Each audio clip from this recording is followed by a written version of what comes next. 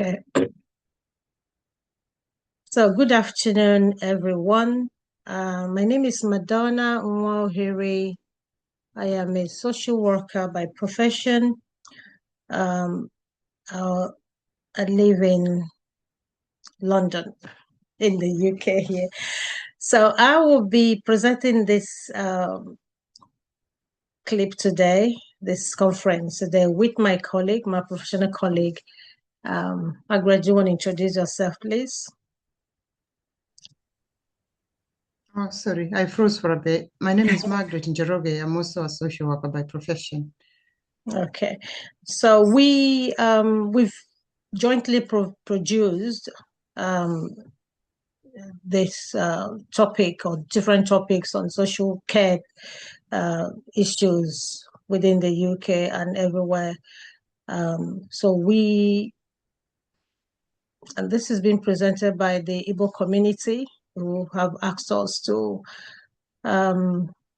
revisit another conference in this regard because of the issues, various issues that our children and families are having, especially those that have just arrived, immigrants have just arrived in the UK, and how they manage, they live and they accept or they adapt to the UK system.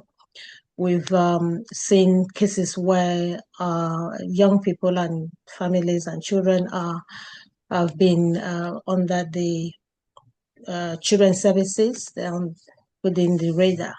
So this conference helps us to educate our families, educate individuals, especially those from who are coming from all over the world, especially within the African.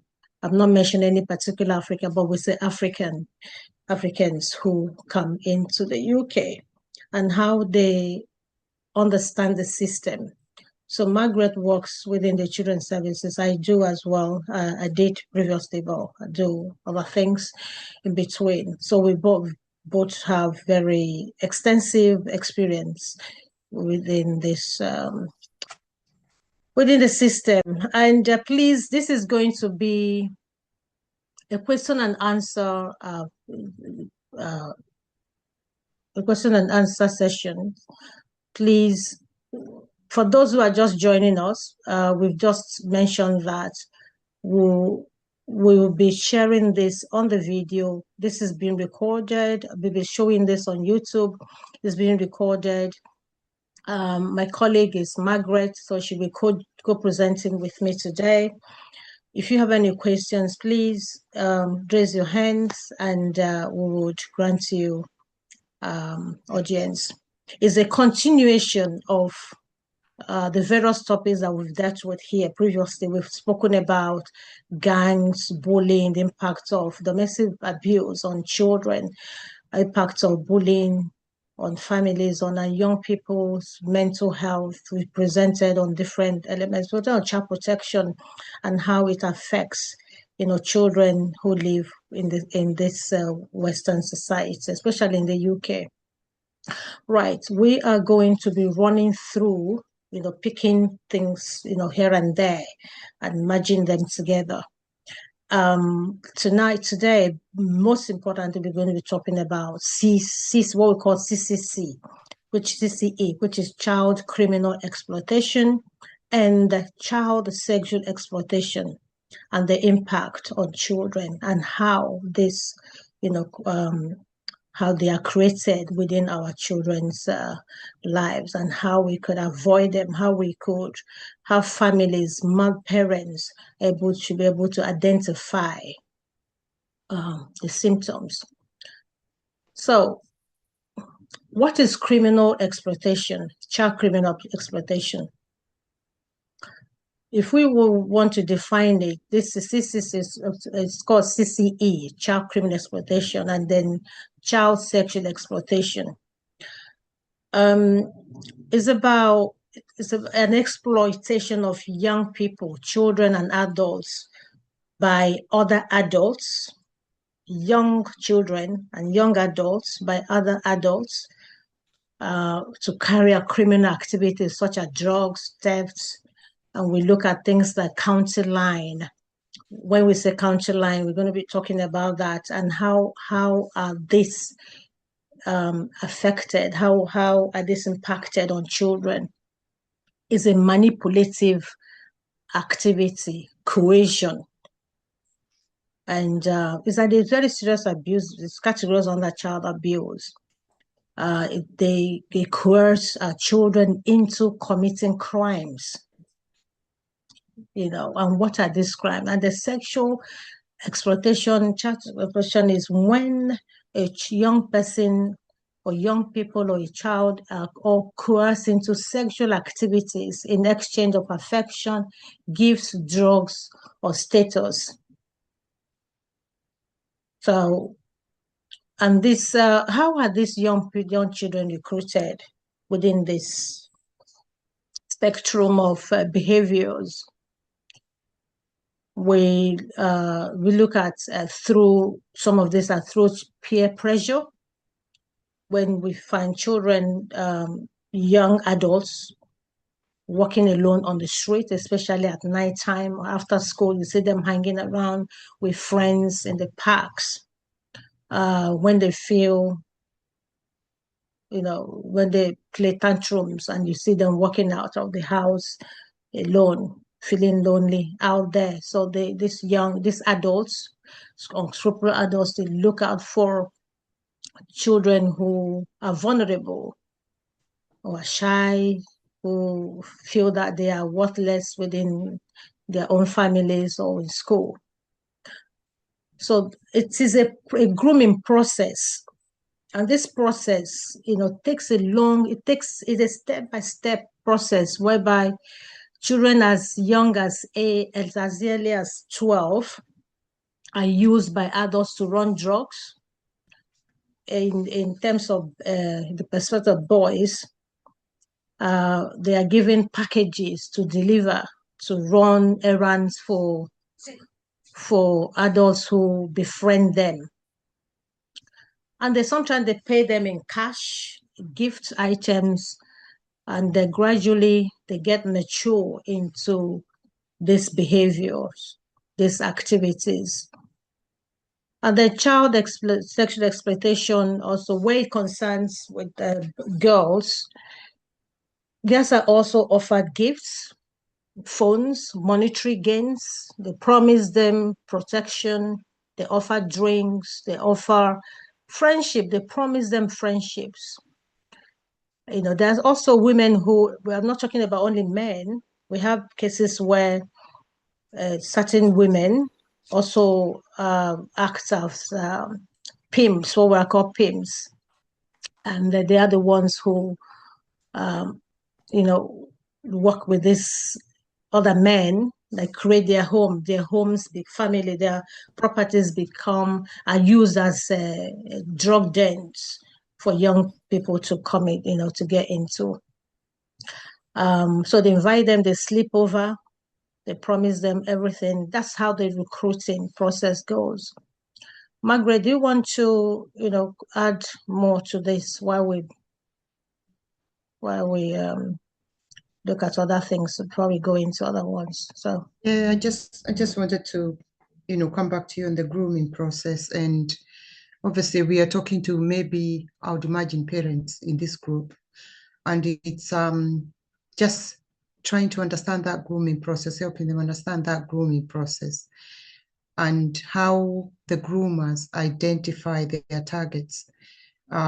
Because, for example, they don't just approach them the first day and start telling them to sell drugs. They, like you said earlier, it's a process. So they befriend them. But how can you, as a parent, minimize these opportunities of your child being befriended by strangers or your child being targeted for exploitation? And also what I wanted to highlight is that it's not just adults who are groomers. Their peers can also be used by adults to groom them into a group. So children who hang around shopping centers, they look idle, they are unsupervised, they don't seem to be, no one seems to bother about them not going home on time. So that kind of increases their vulnerability. And there are also some young people who are left alone at home in the night. Sometimes they get up to things before the parents come back home, and they'll be back home by the time the parents arrive in the morning. So it's kind of just understanding that process and how to minimize it. I know we cannot eradicate risk totally, but we can minimize it. And probably somebody in the group might have a question they want to ask at this point.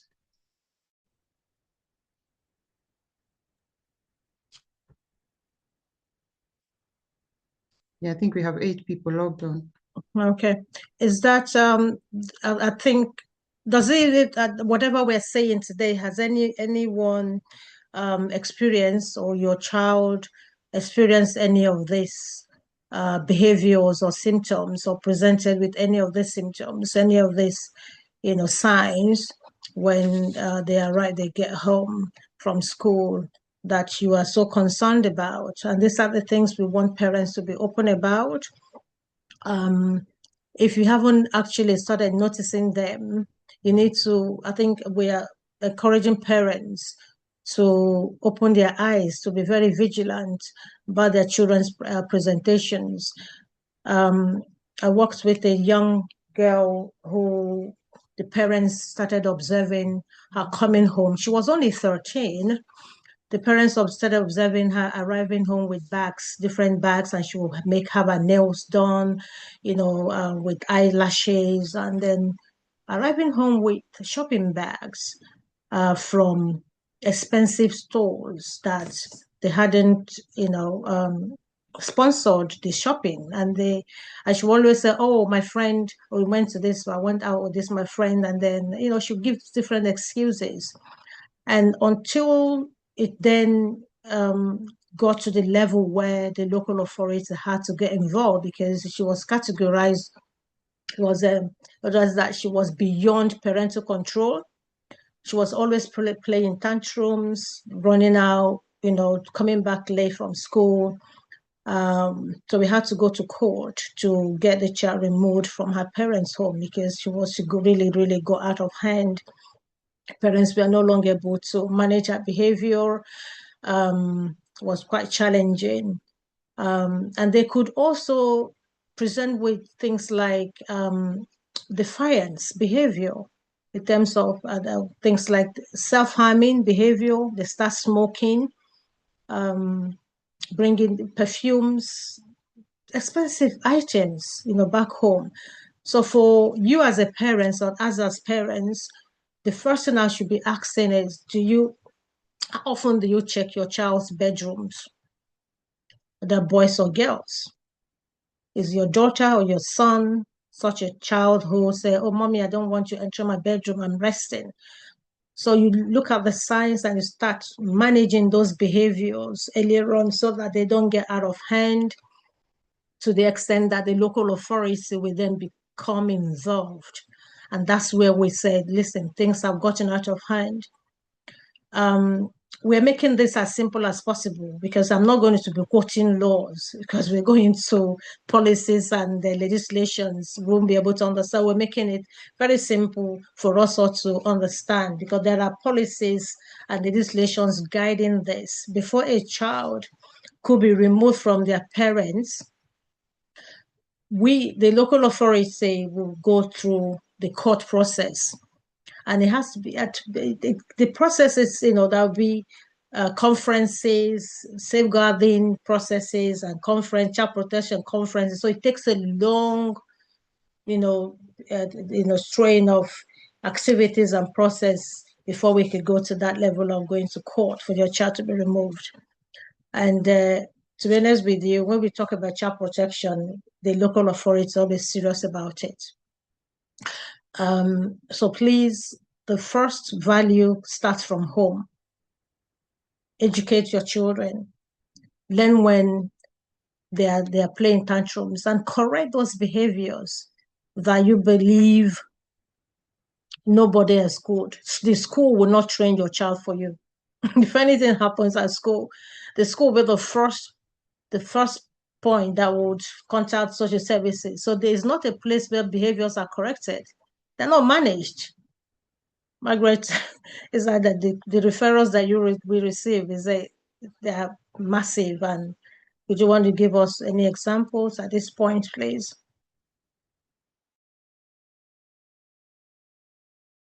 Sorry, trying to unmute myself.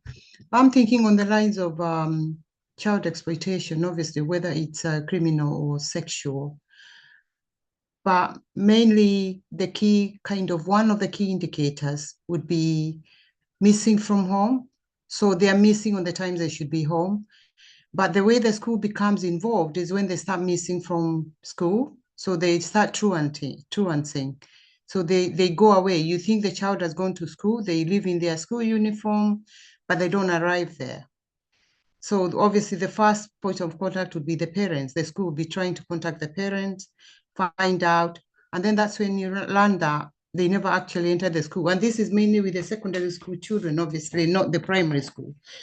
We have exploitation cases with the older children around year 6, 10 years old now. They are going into that side where they are being used by gangs to transport their merchandise, whatever they are selling, vapes, cannabis, whatever is going, in extreme cases, even other drugs. So the indicator of a child may be involved in some form of exploitation would be they're missing from home, they're missing from school. They seem busy doing things out there, but the parents might not actually know what's happening. And also it's important to know who they're hanging around with, because sometimes when they're a bit older, we don't tend to follow them around or want to know, but just be interested in what they're doing, show some interest in their friendships, so you can also help them make safe choices.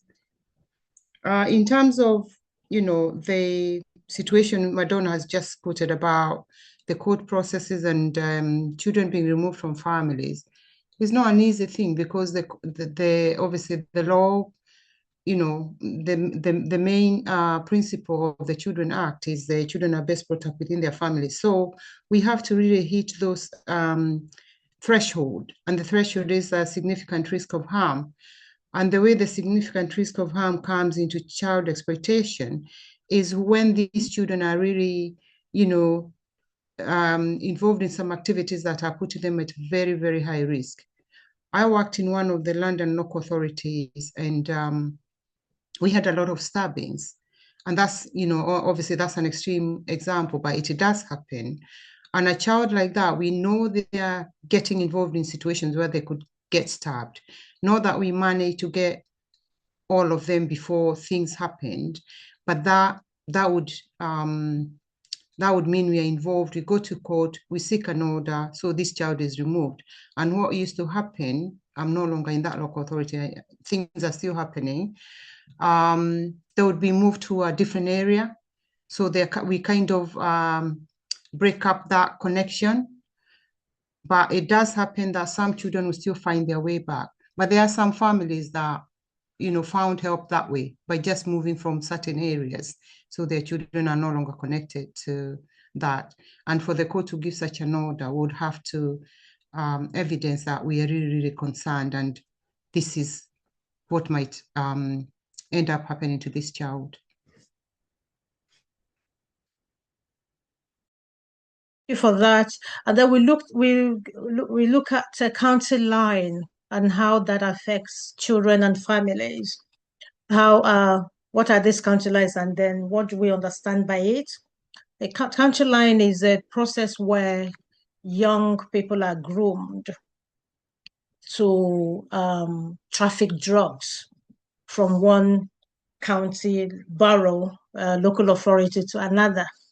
So they go, for example, from places like we are in, if we are in London, a child could be groomed to traffic drugs across to Cambridge or Yorkshire or anywhere. So, and these children are as young as 12 as well, 11, 12, 10.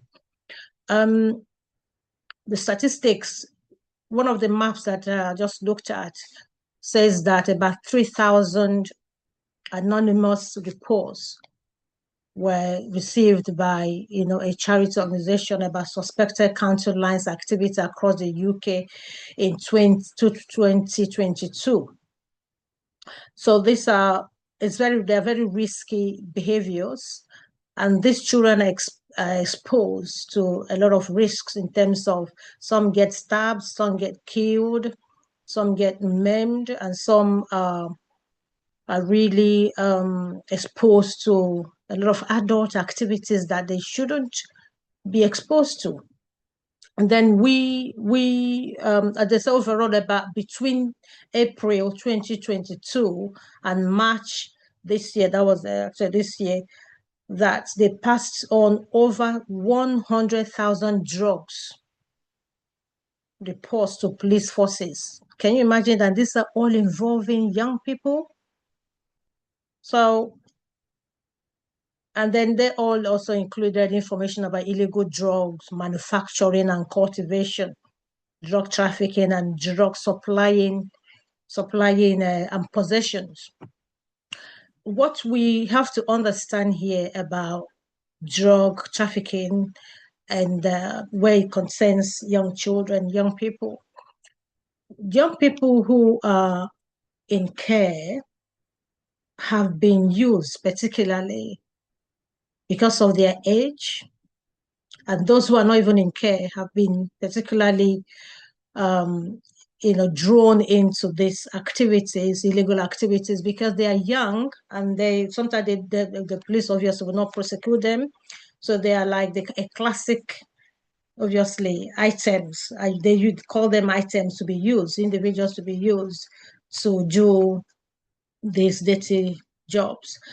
And they go about offending and reoffending and reoffending. The police will just arrest them on acts of possession and then release them afterwards, because these adults who use young people are aware that young people are not often prosecuted, or that the police, and of course it goes on their record when they're 18 and above, that still comes up because the police record is there. So what the majority of the young people do not understand is whatever offense that they had committed as a child still go ahead to follow them because it is on their record.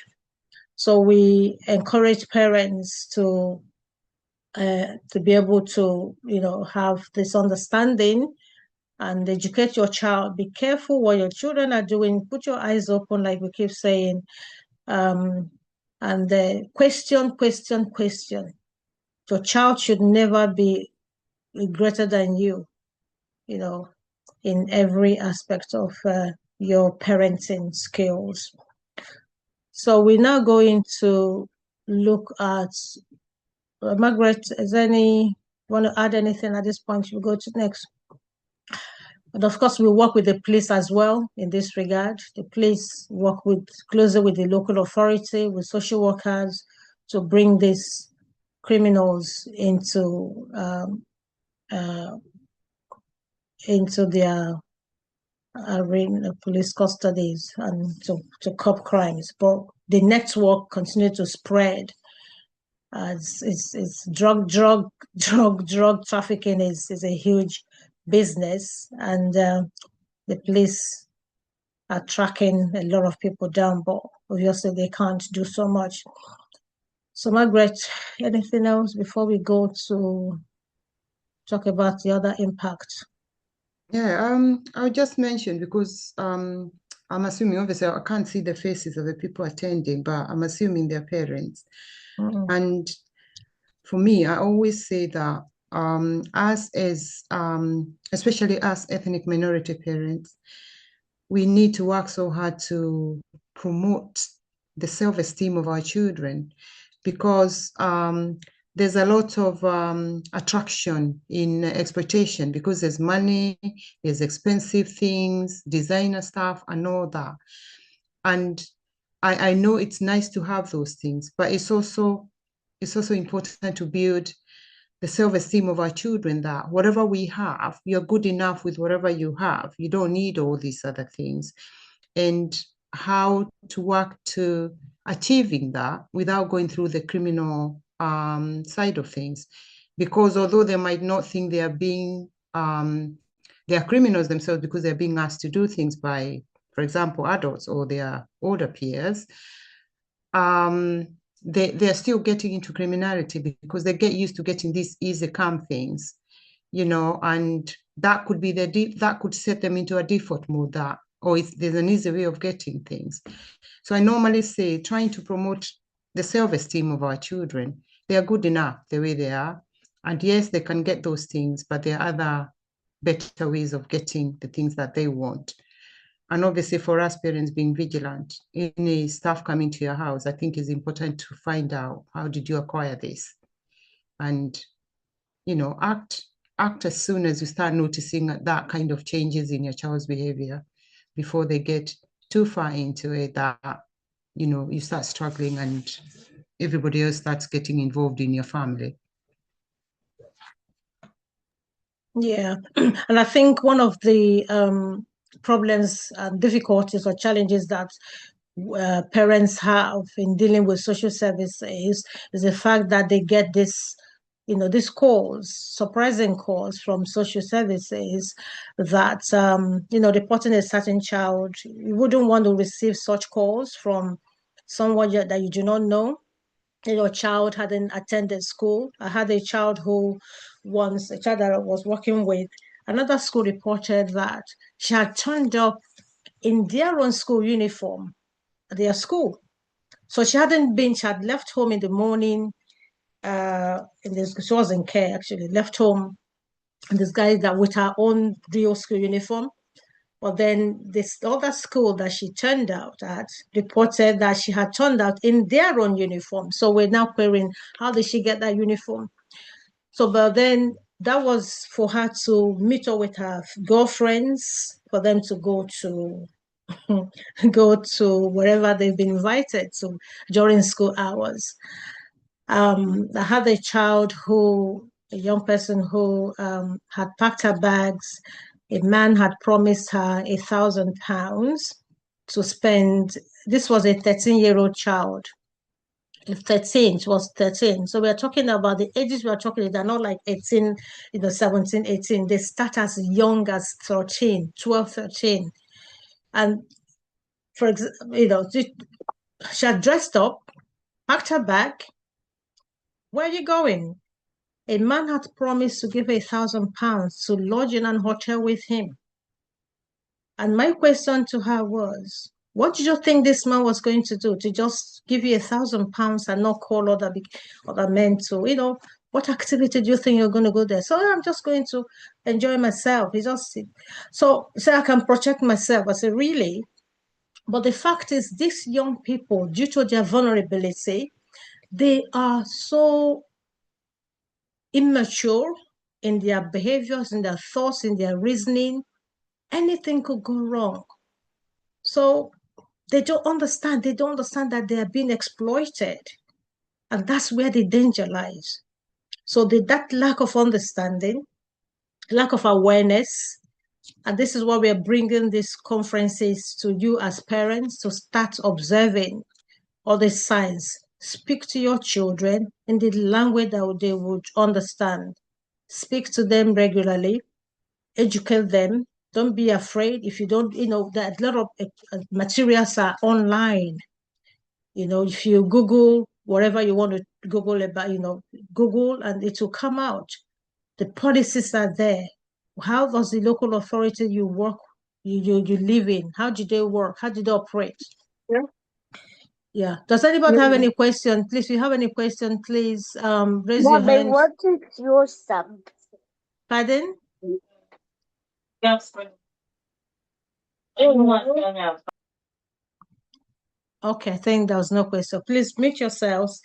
So when we're talking about grooming, but I wanted to talk about this too, especially girls, even boys, where you have a male, even a family member, they are predators who, start by touching, feeling your body and telling you secrets and not to keep things as secrets and not to tell your parents.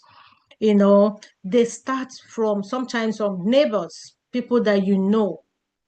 It could be an uncle, an auntie, whom you know so well, that will start giving you gifts, presenting you with certain sweet things, and then don't worry, I'll take you out. I'll go and pick your child from school. Don't worry, I'll do that. Are your eyes opened about this? Do you overtrust people? Do you check your children?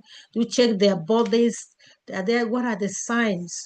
Because these are the things that even doctors do when we have child protection examinations, so when we take children, when we suspect that there's an abuse by parents.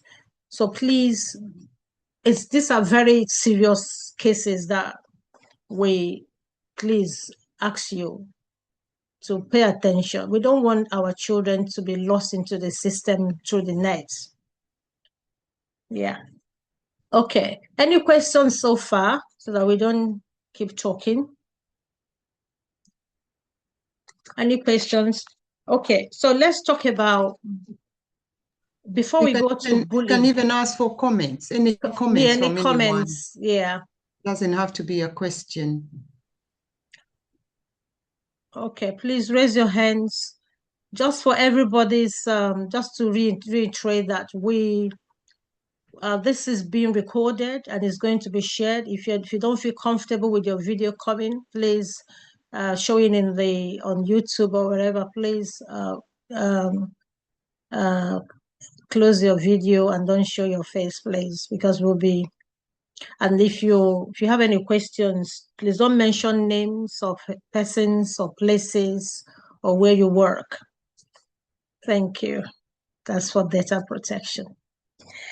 Okay, so now we're going to be talking generally on, Margaret, I would like to also talk about assessments, referrals, those general issues, because I've got parents who have received calls from social services about their children, saying certain things at school, and that has, initiated assessments and referrals and things like that. And what are the processes that parents are so worried? We have a process of referral, then safeguarding child protection, and the conferences. If you can just tell us a little bit about that. Thank you. Okay. So I don't know the parents who have had who have spoken to you about their children being referred, and that depends on what the concern was. But I do know that there's a lot of referrals that come from the schools. The child might go to school and say something has happened at home. I'll give 2 examples. My mom took the cooking wooden spoons, marked me or hit me or whatever they did. Or mom and dad were having a huge argument last night. Mom took the saucepan, threw it at dad, something like that. So those are just 2 examples. There could be so many other things that have happened. Children have made a disclosure of some serious harm that has happened to them. Somebody touched somewhere they shouldn't have touched. All that can come to social services as a referral. When the referral comes through, it first goes to one team that screens it. It's called the MASH team, and they screen the referral. They look through the information that has been sent. If they need any more information from the person who has made the referral, they call them and say, can you tell us a bit more about this? Can you give us a bit more information around this? What did the child say? What triggered this? And so they'll compile that information, and then they will decide this referral has met the threshold for an assessment, for a social care assessment. And that is where now the parents are contacted. They're contacted by the team and informed there has been a referral about your children and would like a social worker to come to your house and visit and meet up with you and talk about this referral. Alternatively, if what the child has said and what the referral information has said is quite concerning, and it's viewed that the child cannot go back home, then they'll contact you to say the child is staying at school until a social worker goes to interview them. And sometimes the social worker will do a joint visit to the police, depending on what the referral reason is. So sometimes we will do a visit with the police, see the child at school, and try and just confirm whatever information they have said. And sometimes there'll be a situation whereby that child will not go home. So we'll ring another team. Can you find somewhere for this child to go? Or we do the assessment and find out, dig a bit deeper about what's going on. Alternatively, a child might be allowed to go back home, but the parents will have to agree on a safety plan with the social worker, depending on what the referring concern is. And then the assessment will still continue. So assessment means the social worker will do a few more visits, speak with you, speak with anybody else who's involved with the child, the school, the GP will send some information to inform that assessment. And there's different outcomes of an assessment, because they could look into all that information and say, actually, there's no major concern here, so we don't need to be involved with this family. So that would be a no further action. There might be a situation where somebody feels, there's more to this. We need to see what's going on in this family and see what support we can provide to them to make things safer or to make things a bit better for this child. So there might be a plan that they call Child in Need Plan. The other option would be the concerns are really serious. The threshold has been met for child protection plan, and the children will be subject to a child protection plan. So obviously that's the highest plan, and that's the plan that would mean if it's not being adhered to, then the local authority or the social worker might go discuss with their manager and say, we need to seek advice from our legal team, because this looks like we need to go into proceedings and remove the child from this risk because it's not being addressed. So what I'm trying to say is the family will have all the opportunities they can to try and address what the concerns are. However, sometimes I find that, and I'll say specifically our ethnic minority families or our African families, and that's not because they want to make situations worse, it's because of maybe sometimes not understanding the processes, they can actually end up making the situation worse. Because once they see a social worker is involved, they start getting quite aggressive. They start getting very shouting and all that. And they start even shouting to the child, or they start making the situation worse when the child goes home. And then that will be viewed in a negative, in the sense that if you're doing this in our presence, what else do you do when we are absent? So, or they could be just going to confirm what the child has said. So that is where I normally say we need to be very careful. And I know it's frustrating to hear, oh, my child went to school and said this. Why did you say that? That's not happening. Why? That's not what happened, or that. And you can get very frustrated. I think it's just trying to step back and take charge of this situation, because social services involvement is not always a bad thing. There are families that have been helped by social services, because the social worker might come home and see there's actually some difficulties, some problems going on here, which we can help. And that could be probably the children don't even have somewhere to sleep or something. I've worked with families in frontline social work where I've ended up buying a wardrobe, a bed, not me, obviously asked for money, but there are other situations where social workers can come in and help. We have families who are no recourse to public funds. Those are families that actually do need social services. Those are families that actually do benefit from having a social worker in their lives, not because of the safeguarding concern, but because of the fact that they can be supported to access some resources from somewhere. Yeah, you're quite right. A week ago, so I think about last month, thereabouts, there was a mom who has been displaced by, I think they have issue with the husband. The social worker got involved. She got 2 children. She was homeless. And so the social worker is now working towards assessing a permanent accommodation for her. So situations like that are when social workers really get involved and they make sure that the children are well protected. A lot of people have misused, abused the system, which obviously sometimes it doesn't go well with them. And you don't expose your child intentionally to social services because of what you may want in what you're expecting to gain from the system. So those are the things. And if you received a call from a social worker, respond to that call. Do not hide. Do not avoid cooperating, because they call it, if there's a name, they call non-compliant parent, and that will obviously be another high mark for you as a sign of neglect. One other thing that we also encourage people to do, advise, is when your child, especially children that are non-verbal, leave home for school, the child returns from school, and you observe that there are marks on the child's body, maybe the child had a fall, make sure that that fall is reported when you pick up that child or next day to the school. Because if the school finds out that there's a mark on your child's body and you have no explanation to it, that's neglect. So that so many things we take for granted where our children are involved, that parents don't. Some parents, they keep their eyes open, they care a lot, but most parents don't care because they are quite overwhelmed by their work, their personal life, their own personal life. And this is where we say the parent is putting their own interests above the needs of the child. So that's the language. You're putting your own needs above the needs of the child. The child is vulnerable. Every child is categorized as a vulnerable child.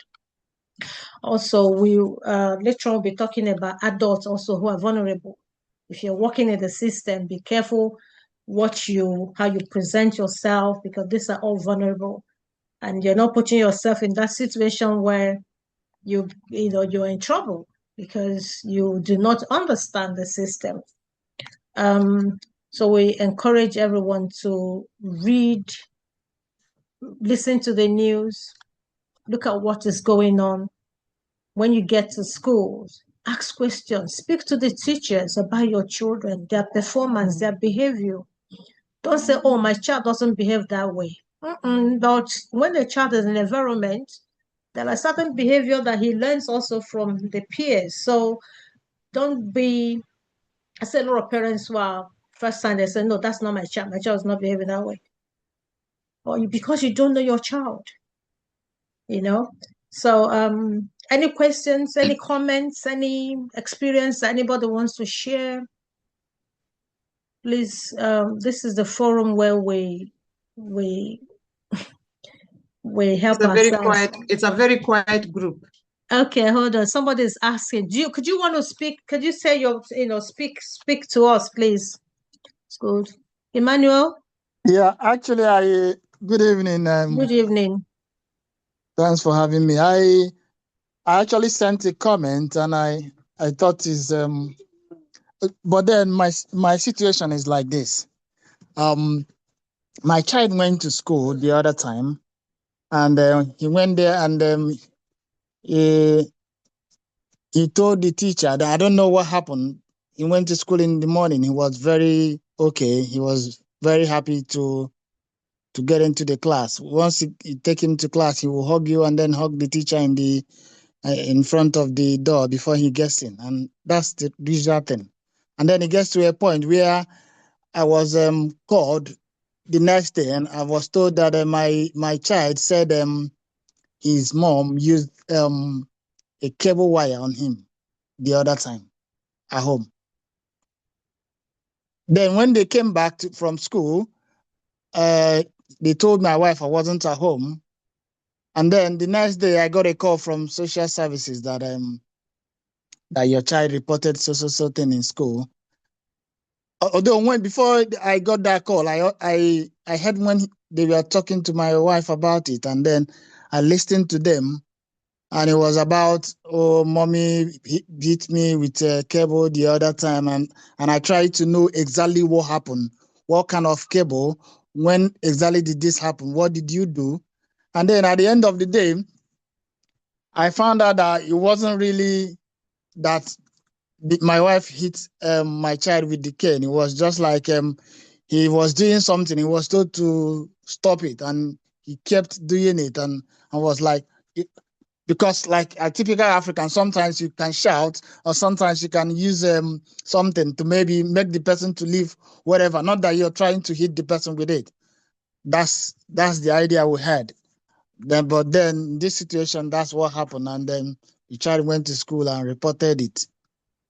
And I was called. I explained that such things does not happen in my house.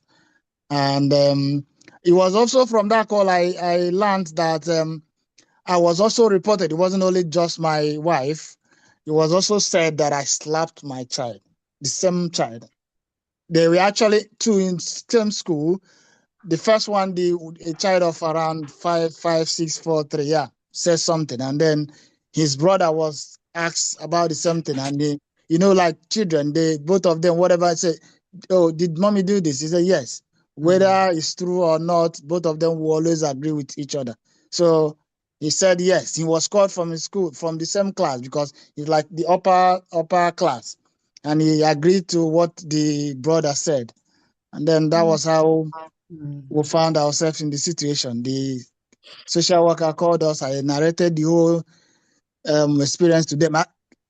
Bearing in mind, I did not hear anything from the school. I was never informed that there was a referral from, so something happened in school, and we are referred to social worker. I only got a call, a hidden number. I haven't had this experience before. I've not. I normally hear it from people sharing their experiences, but I never had any of this experience. But then this time around, I got this call and a hidden number, and at the end of the day, I picked it and I was asked a lot of questions. I explained my own side of the story, explained to them that these things never happen. But I tried to inquire what really happened in school, because a child being happy in the morning, hugging me, hugging the teacher before getting to school. And then by around 12 o'clock in the afternoon, he started being moody. And he was asked, what happened? Why are you moody? Why are you like this? He said, my mom hit me. He didn't say this in the morning. He didn't say it when he was getting to class. Wasn't feeling unhappy. And then at the end of the day, around 12 o'clock, a child is like this, and he's being told that, oh, it's from the parents. So that's why I'm actually putting up that question, to know exactly what could prompt the school to refer someone without even letting the parents know. Yeah, thank you. Okay, Maggie, over to you, please. Yeah, thanks, Emmanuel. Then the expected protocols for a referral is that when the school made a decision to make a referral to social services, they should have told you as well. They should have told you that we have made this referral, so you are not caught unawares, unless obviously by telling you they are putting this child at increased risk of harm. But because the child is already at school, there's no harm that is happening to that child at school. They should tell you, because if the social worker decides that this child cannot go home, the child will still be at school. I've seen children at school at 8 o'clock in the night because they cannot go home and the police are still interviewing, and I have to hang around. I have to wait as well. We are still interviewing jointly. Sorry, there's another thing that I also forgot. I forgot to say this. When I was called, that when I was told about this situation, both me and my wife went to the school to ask exactly, because when you are not aware of any situation, you just heard from your kids, and to show that these kids they love their parents, they came back and started talking about it to us. If there are kids that are maybe they are scared of going home, they wouldn't be happy coming when you see us coming to pick them, or then telling their parents about what really happened in school. And then when we went to the school to ask why would something happen, a child that has even has a speech issue, we were referred for a speech therapy for him initially when he got to the school, and then he said such things. The school never thought about it to even call the parents and tell them, oh, this is what happened, and they will refer. Nothing of that nature. We just saw a call, and when you are you are caught off guard, you had no experience about this, and you didn't even know, you couldn't even get the in-depth knowledge of what really happened. You were just ambushed and then started asking questions you don't really want to. Even the situation where I was when I got this call, I was almost on the way. I went to the state school to pick something. That was it. And he started hiding to even pick call. Then that's exactly what happened. So I needed to know if they did right, because I went to school, asked them, they said it was the protocol that they don't need to. The severity of the situation is that we use a cable. No, they should tell you that they have made a referral. And I'll just explain the private number, the hidden number. You can't see, because a lot of local authority numbers, they come out as private. Private, yeah. Just like the police numbers, you don't see them, they come up as private. But that's, that's not the main thing. I guess the main thing for you is that this was a situation that you found yourself in and you didn't quite understand. I'll take it, you still went ahead and had the assessment by a social worker? They came, yeah. We had assessment. I don't know, we've not been told of the outcome. The outcome. They arranged for a visit. They came to the house and then we spoke to them and we filled the order forms and stuff like that. And then they took home and they collected in our details about GP, police and stuff. Yeah. Yeah. So you gave consent for information. So we are waiting for their reply or whatever the outcome is. Because before that assessment is done, you signed the form to give consent for the GP to be contacted and for your information to be put all together. Yeah, and I know is not a good thing to be referred to social services. But what social workers come to do, the initial step or the thinking behind a social worker coming to you initially is to establish whether it's just to find out whatever we've been told. Is this what is going on? Is there ongoing risk of harm for these children? Don't get me wrong. There are parents who hit their children with a cable wire or even worse. But even then, doesn't mean that straight away they are going to be removed. If parents are human beings. We also have to be realistic as social workers, because I'm not saying children should be hit, but you've done it once. It's not something that has been happening. You haven't caused any injuries to this child. You just lost it in one instance.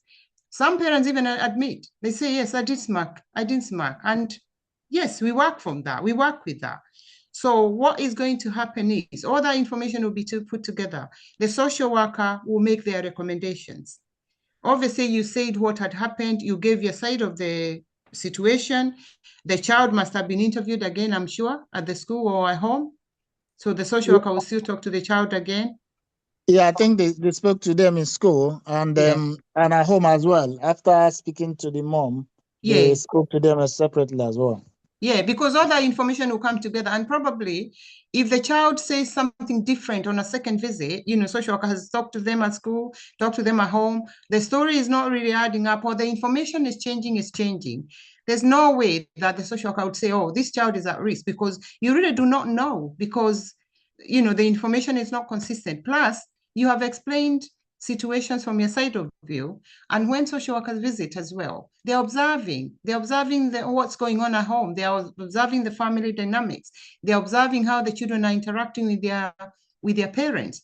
But I do acknowledge and I understand it's very, very, very annoying to have a social worker come into your house. I'm a social worker and I tell that to parents when I go to their homes. I say, I know you don't want me here. And, to be fair, that's okay. Because who wants their children open to social services? Because once that record is created, it's there. And something else happens and another referral comes. Now the history starts building up. Exactly. And that is not a good thing. Yeah. And of course, we've discussed here previously that, once this is why we are talking about preventative measures. Don't allow your child to be known to the local authority, because once the name is there, I think it takes about 30 something years or thereabouts or more before that name could be removed. So wherever I think the it's child 70 goes, years. All their life, that record will be there. Yeah, 70 years. So if the child gets married and, for example, this is a female, goes to the hospital and have a baby, the first thing the local authority, the nurses, the midwives will do is to search through their system whether their child has ever been known to social services. I've worked with grandparents who their children had been known to the local authority. So we started the system. We're trying to place the child with the grandmother, maternal grandmother. And it kind of came to light that when the grandmother was in her 20s, her children were known to the local authority. Meanwhile, this mom was at that point 60 something, going to 70. And we would kind of argued on the basis that, come on, we cannot judge this grandmother based on, whatever that she was, she did prior to, so I had to do an assessment based on her, current capabilities. So that's what we do. So please, we encourage your parents. We keep using the word encourage. We encourage you. We're not saying that smacking is legal. If you go online, smoking is legal, but it depends on how you smack. If you smack and it leaves wounds and injures your child, or using instruments or objects that you do in Africa, it's damaging.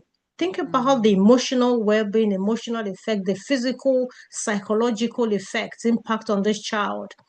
Would you prefer? Sorry, would you prefer your child to fear you? Still the same number. She made it up with other pouches. Yeah. Can I just come in a little bit there with the smacking, Madonna? Because I know, obviously, we are from the African community, and we know this is something maybe in our generation was used and might have happened, and we all come from different families. But in terms of smacking, I know it's not unlawful in this country. If you have left a mark, then that becomes a criminal offense, obviously. But if you just smacked a child, there's no law saying you cannot smack. But from my point of view, and this is my professional point of view, when I talk to parents, what I say is, if you can avoid it totally, use other methods of setting the discipline and boundaries at home. Don't get used to the smacking, because one day you'll be very upset or angry, or you'll be having your own stresses that day, and you just give a very, very good smack, which now ceases to become a smack. It becomes hitting or beating, and you might not even mean it. You might just lose your temper and throw something, and by accident, it catches that child. So for me, I always promote non-physical contact with a child. It doesn't have to be physical. Obviously, that's something you learn, and that's something you learn and learn and learn and tell your mind. And that's something maybe you have done, and that's something you tell yourself, I won't do it again. Because it can, when you're upset, you don't know how hard you're hitting. You're just in that zone where you've really lost it, and this child is driving you, against the wall. So I always say, just learn and tell yourself, keep teaching yourself. You teach your brain not to do it, because we have grown up with that behavior, and we think we have normalized it because we have seen it growing up. But it's just telling your brain, it's just unnormalizing it in your brain that don't do it. Because I know parents who have done things without realizing, and you go to them, they cry, they are really sorry, but it's too late. That child is gone because they've come to school with a big slap on their face, and they've gone red or swollen, and that's not what you meant to do. But it has happened because you are in that zone where you're very upset. And of course, because our children can be very, I don't know, they come with different behaviors and personalities. So what we, like Maggie said, you control your emotions, and those emotions that you control is like you're trying to make sure that your anger doesn't take the best part of you. When we're angry, you could react in different ways. So learn to talk to your child in a language that they will understand, and I know they would. And yeah, so any questions so far, or any other comments? There's somebody at this point. Ben, I think wants to okay, ask Ben, yeah. Sorry, I wasn't gonna ask. Trying to prompt our members to ask more questions here. Oh, okay. That's fine. So any other questions that anybody or contribution so far from what we've discussed? Any pressing issues that Yeah, I have. Sorry, I have a question. I have a comment. I don't know if it's a question or comment. Okay, who is this? Let me see. Lola? Okay, carry on. Yeah. Yeah. Is the thing is that I don't know. If the social services, if they're considering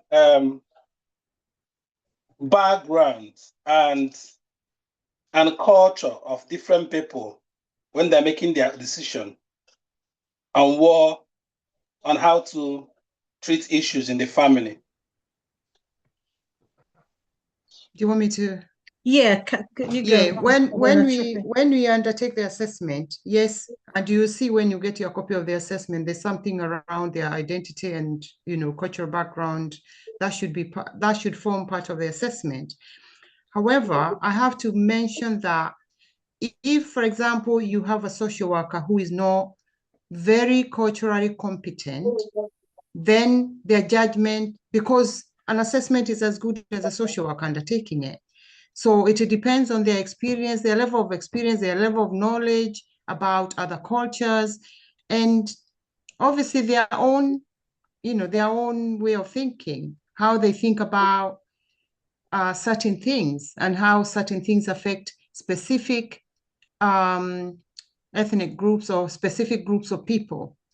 So we have that responsibility to take into that account, because otherwise, if you're not taking into account other people's culture and identity, then that amounts to discrimination.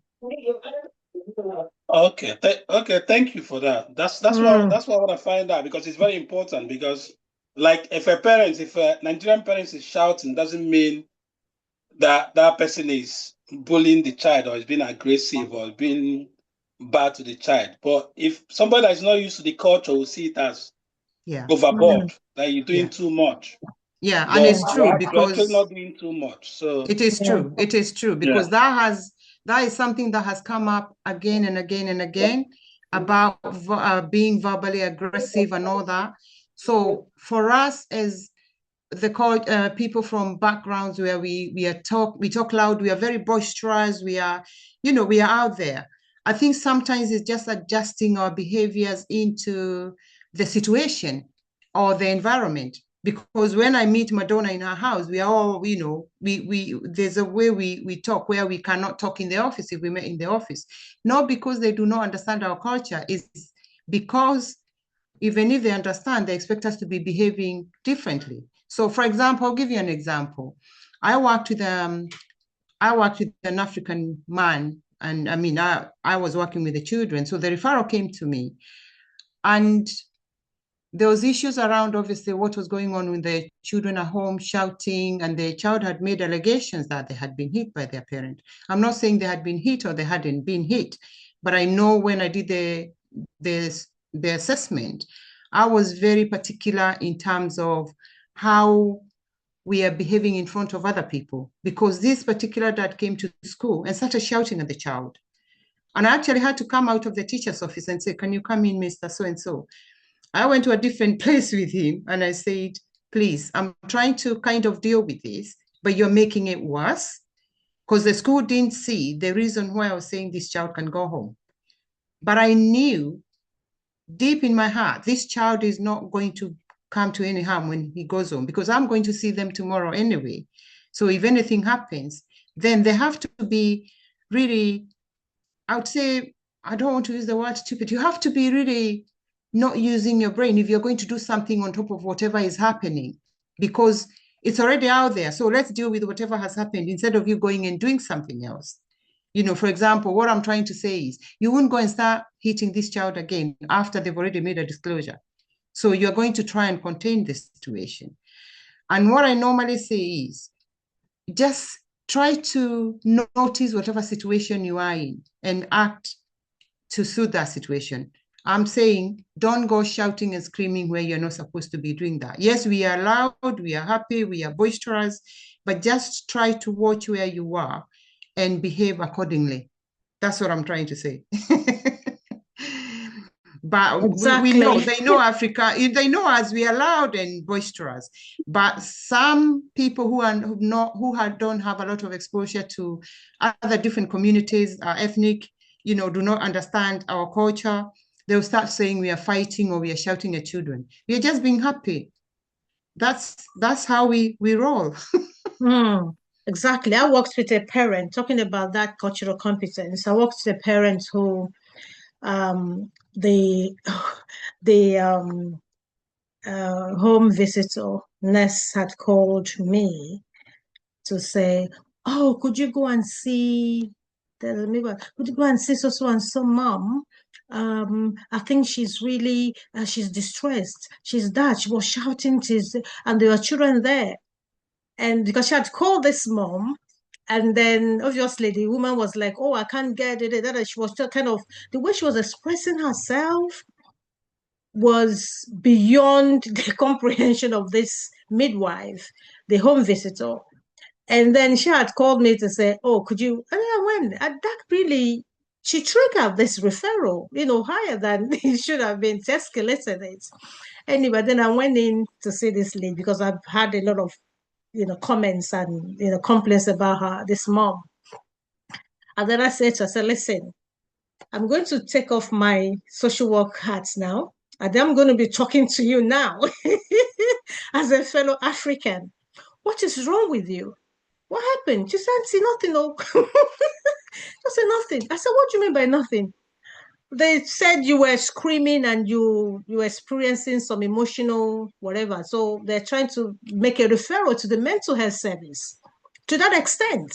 So anyway, so she said there was nothing. So because I understood this lady from the African perspective, I was able to manage this situation.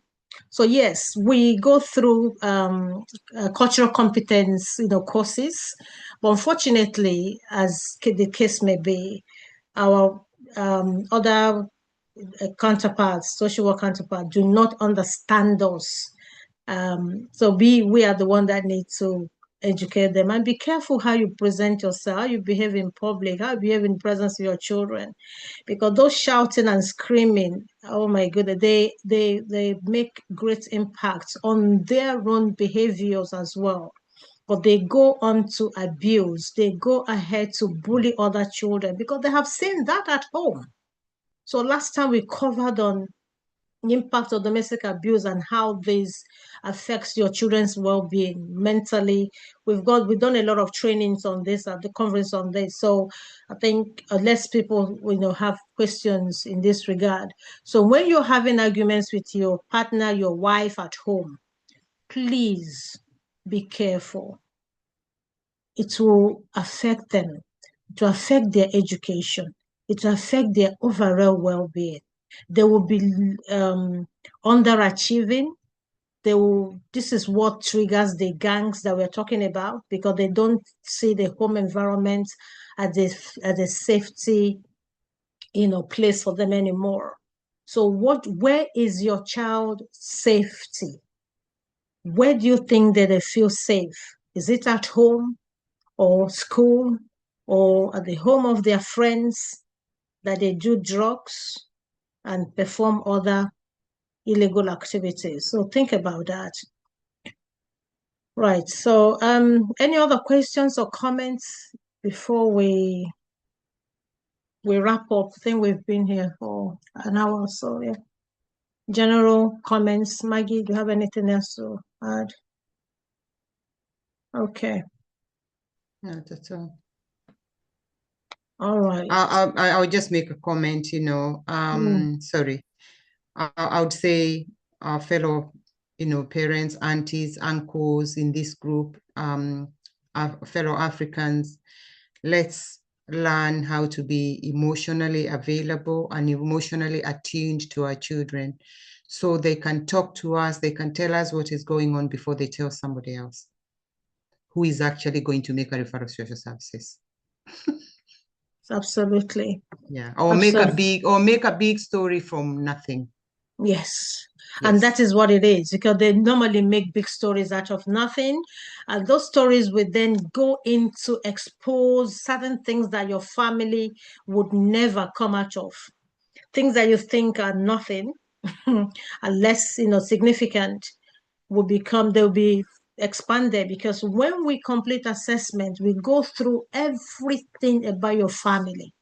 Every aspect of your life, go through to your grandparents, how they were parented. Immigration as well. Yeah. And your migration, yes. Things that you don't really want to bring up to anyone. Bring up, yes. Your because health. they might be making you insecure, Yeah. they might be making your children insecure, and somebody wants to talk about them, and there are things you don't want to talk about. Yeah.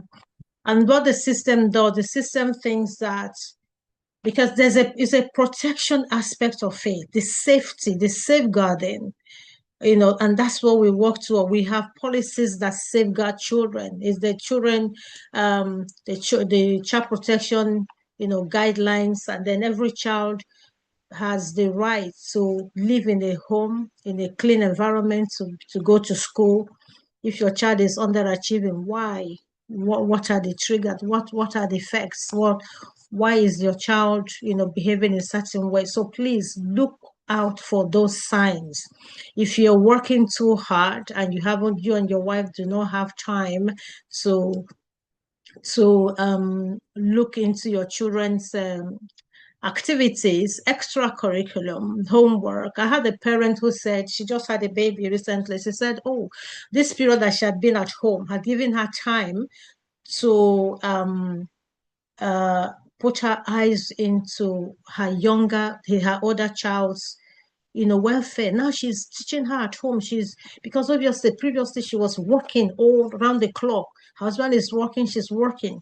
And that's one of the things as well that us, especially those that have just arrived into the UK, are having challenges over, because they have to meet up and balance the equation.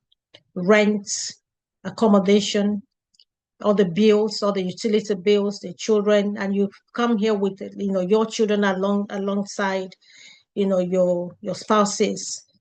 So and there are no help. Somebody, it's important to parent to young. Sorry, somebody is writing something. So yeah. sorry. On that note, you just said something about help. Yeah. Yeah. Just about feedback. Maybe you guys will put feedback back to the government or something.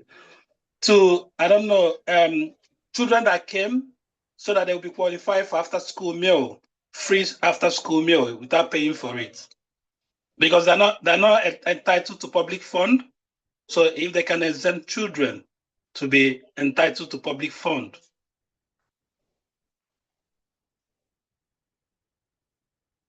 Maggie, you're muted. I think you're talking. Yeah, I'm not sure about opening that kind of the meals. And I've also seen the comment there, which is a very good comment from one of the participants. Maduka.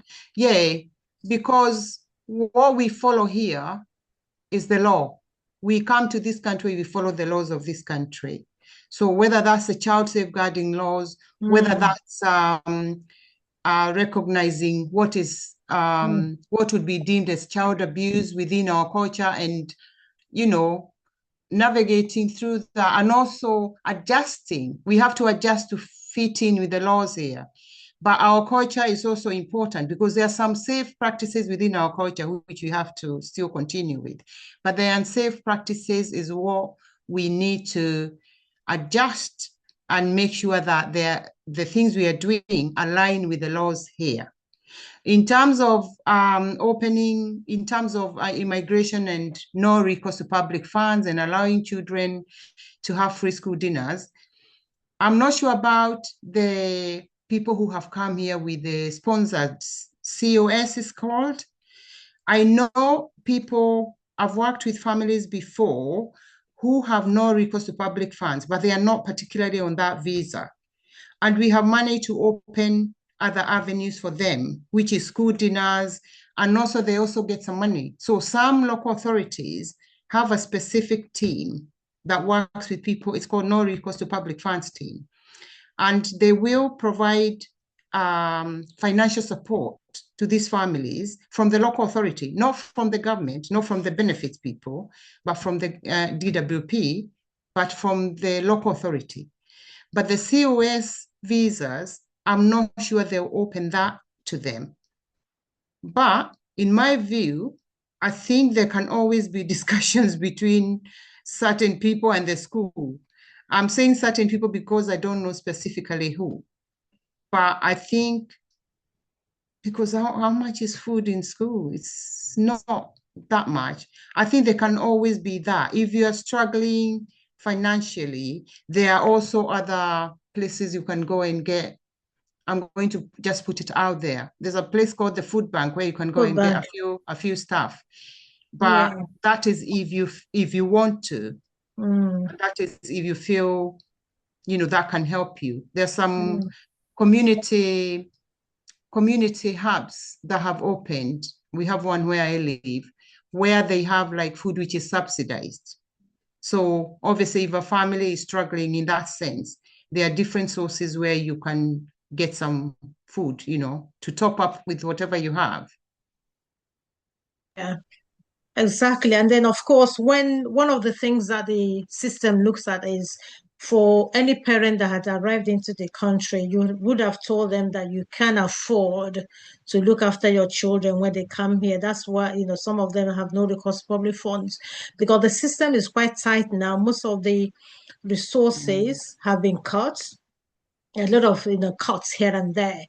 In the past, there used to be after school clubs, and then we have what we call the Sure Start. Remember those days? We have this Sure Start where we make referrals to parents who are struggling, and they're all free for parents. We could allocate 2 hours, a few hours for parents to, someone to come to a parent's home and support them with taking the children to school.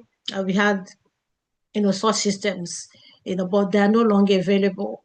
So that's why we are inviting you as parents to, if you are you're a couple, work together, share your shift in such a way that your children will not suffer.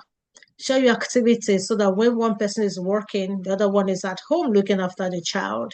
We have had issues or the news where a mom had left a toddler at home and went to work. What did you go to work for? You're caring for someone, whereas your child is at home, and this child, unfortunately died because, obviously, the child died due to starvation and who knows what. So yeah, and be careful, children. Whatever work we are doing that for the benefit of our children, isn't it? To give them better life, and I'm supposing that's why we left Africa to come here for different reasons.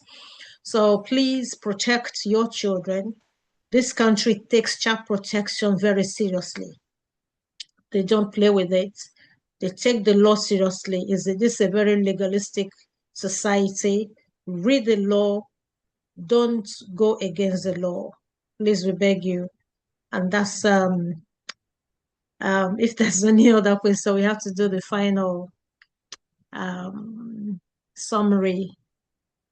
The help is also good. What's that? Resource free. Okay, someone is putting on the chat the oleo. Yeah. Okay.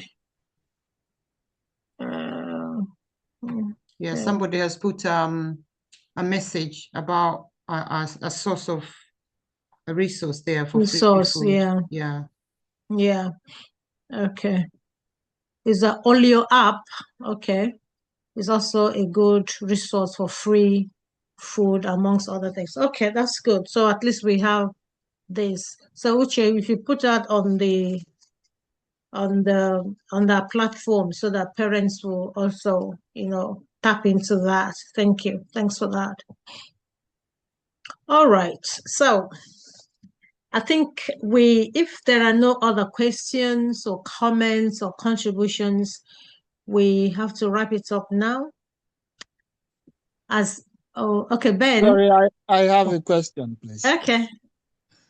So because I have a record now with the social services, which other way will it affect us in future? Like, I'm not saying it's under assessment. I don't know what is going to come out, but the way it is from our own end, we are totally clean of that incident. There's nothing of that nature that happened. But I know they are going to determine it by themselves from what they have gathered.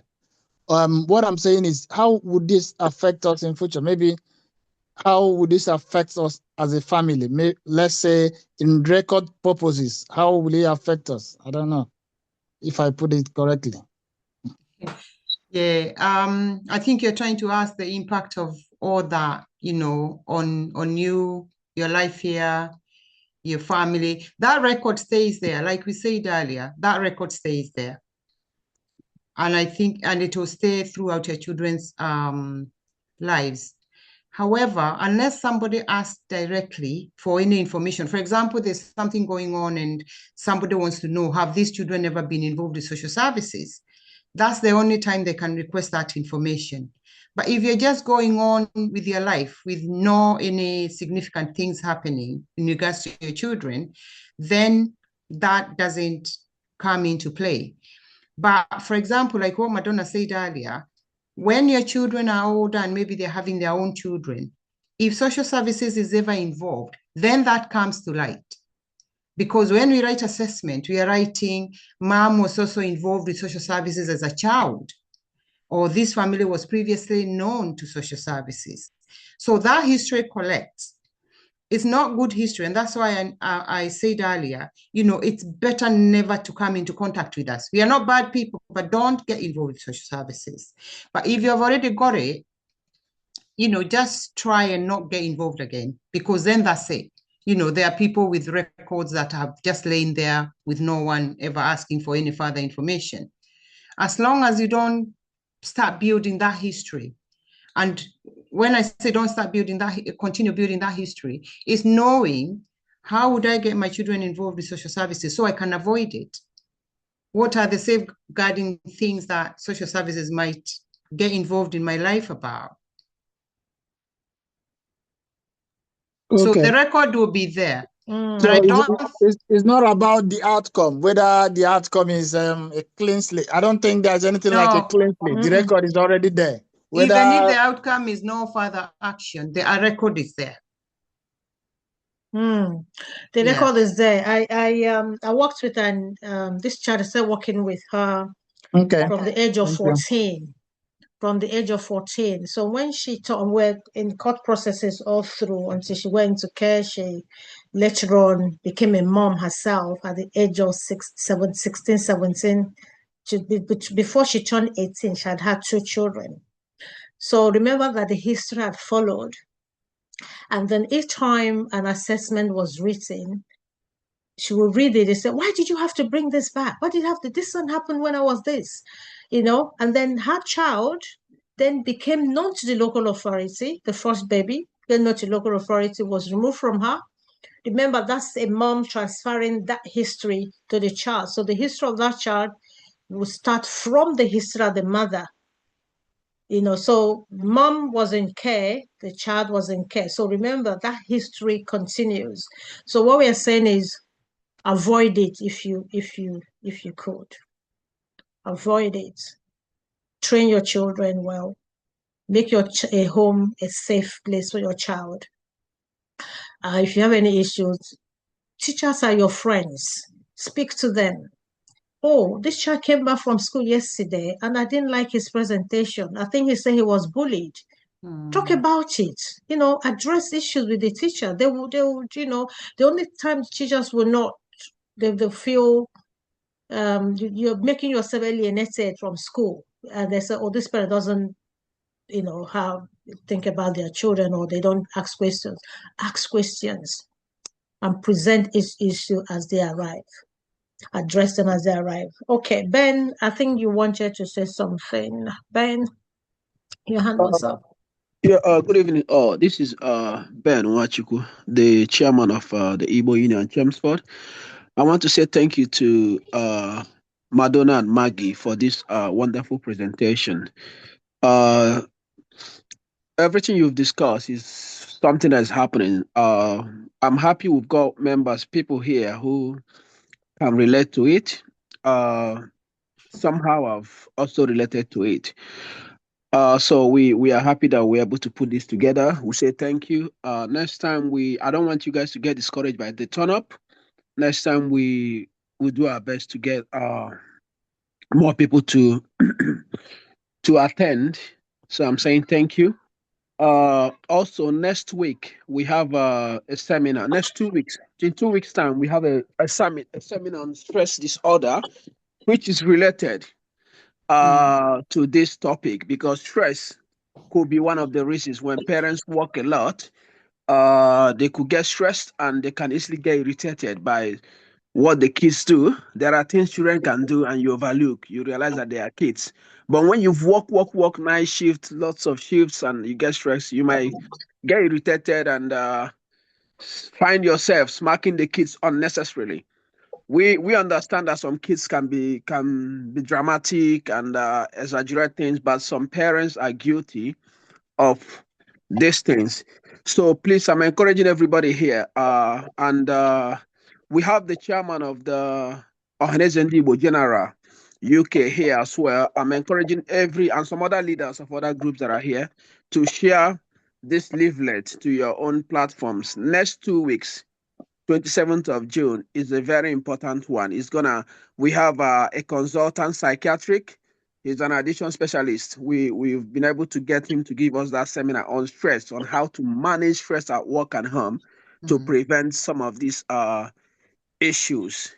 And I want to add a little bit on the drug issues, the drug and county line issues. These things are happening every day.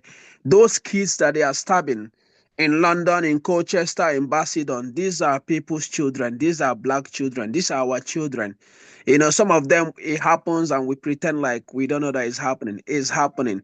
So let's, Madonna is going to reshare this on YouTube, and I'm going to send it to as many platforms as possible.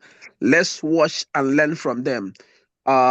Manage your kids at home, monitor their activities to make sure you don't lose them. We are here for greener pasture and make our children greater and better than us. We are not here to lose them at the age of 19, 20, 21 to knife crimes and drugs and all sorts of antisocial vices. So this is where I'm going to stop. Once again, I'm saying thank you to everyone that have joined. Thank you to Madonna and Maggie, because if we don't join, it's gonna be an empty space. So thank you all, and God bless you all. Thank you. Thank you so much, Ben. Thank you for also organizing this, talking about those that have lost their lives through knife crimes. I have 2 friends of mine whose children were stabbed.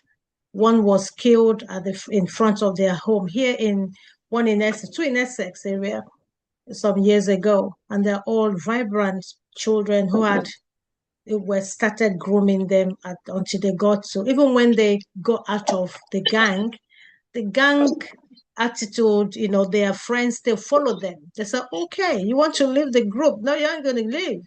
So the thing is, it's a chain. So we're talking about this chain. So we are here to protect ourselves. Join your local groups. If you have any questions, we're here to answer. We are here to support. If you have a child that is behaving badly, we are available to, visit your homes. That's part of what I do. I've been supporting parents, and we dealt with cases of bullying within our Igbo community. And we saw that the positive aspect, that what came out of it was very positive. This family are now working together. So please, this is what we are here for. We can't leave our homes in Africa to come here and then lose touch. No, please, let's continue with that spirit. And may God bless you all for joining tonight. I appreciate your time, and enjoy the rest of the evening and the weekend. God bless you. Thank you so much, Maggie, for always coming to my rescue. Thank you for your wealth of knowledge. Thank you, the Igbo community. I'm not Igbo. Maggie is not Igbo. So Maggie is from Africa. Yes, somewhere. Somewhere in the sunshine. Yeah. Anyway, have a good evening. Thank you. Thank you so much, everyone. God bless you all. Thank you. Thank you.